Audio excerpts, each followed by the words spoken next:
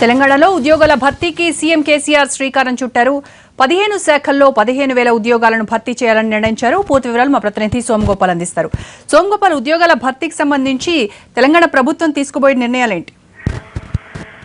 చాలా కాలంగా నిరుద్యోగులంతా ఉద్యోగాల కోసం ఎదురు చూస్తున్నారు.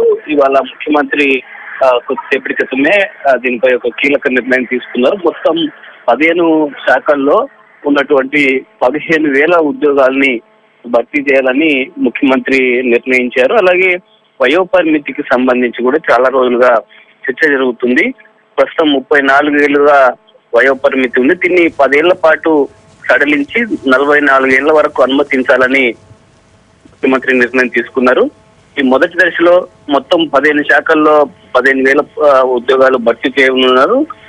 వ్యవసాయ శాఖ, అలాగే commercial tax, stamps and revenue, R&D, రవాణా, GHMC, ఫైర్ శాఖల్లో ఈ ఉద్యోగాల భర్తీ ఉంటుంది. ఎస్ఐలు, కానిస్టేబుల్ సహా పోలీసు, ఫైర్ శాఖల్లో దాదాపు 8,000 మంది పోస్టులు 8,000 పోస్టులు భర్తీ చేయనున్నారు. అలాగే విద్యుత్ శాఖలో 2,680 మందికి ఉద్యోగాలు ఇవ్వనున్నారు.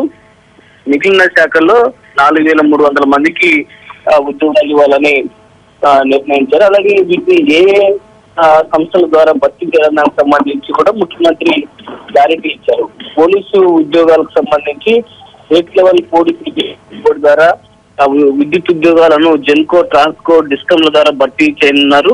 అలాగే రాష్ట్ర స్థాయి, జోనల్ స్థాయి, జిల్లా స్థాయి ఉద్యోగాల నియామకాలకు సంబంధించి ప్రస్తుతం ఉన్న నిబంధనలే వర్తిస్తాయని ముఖ్యమంత్రి స్పష్టం చేశారు. దీనికి సంబంధించి జోనల్ వ్యవస్థలో మార్పులు చేర్పులు చేస్తారన్న ప్రచారం జరిగింది.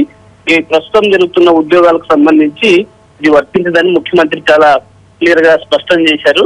అలాగే పోలీసు, విద్యుత్ శాఖ మినహా మిగతా ఉద్యోగాలన్నీ కూడా TSPSC ద్వారా, అంటే పబ్లిక్ సర్వీస్ కమిషన్ ద్వారా ఈ పోస్టులన్నీ కూడా భర్తీ చేయాలని ముఖ్యమంత్రి ఆదేశించారు. అలాగే ఉద్యోగ నియామక ప్రక్రియను త్వరగా ప్రారంభించాలని సీఎం ఆదేశాలు జారీ చేశారు. రోజా.